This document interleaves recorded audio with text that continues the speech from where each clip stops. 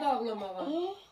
Başladı ağlamağa. Günah səndədir. Gözünün də yaşı ocunun içində. Allah maması Gel atam, kimi. sen bunu giy. Sən nə ürəyini istəyir? Hə? Nə ürəyini Sabah istəyir? olmayın, koymuyorsun. Gel, Sabah gel. olmaz. Evdədir də. Yo yo, Allah hakkı Allah soyuqdur. Mədəsinə baxırsaqla soğuk olur. Allah ki ev Yo istidir yo kipi, yo. nə olar? Eləmə də eləncə. Göz uzun bolun Nə giy. olar Akif? Xahiş edirəm. Soğuk olur. Kipi ev istidir də. Atacan atapleyeni var. Nə Söndürdüm. olar Allah Akif? hakkı ataplayın. Yazıqdır da. Sen yandı. Sən mən danışıram da Naquba, sən hirslənmə. Yo, ondan sonra sözümdən çıxıratmış. Sen o şey eləcik gəlib Ya. dizini yenə qısa bolun giy. Dəymə. Sən başladı olan. Yaxşı, getdim. Əlisim veriyorum.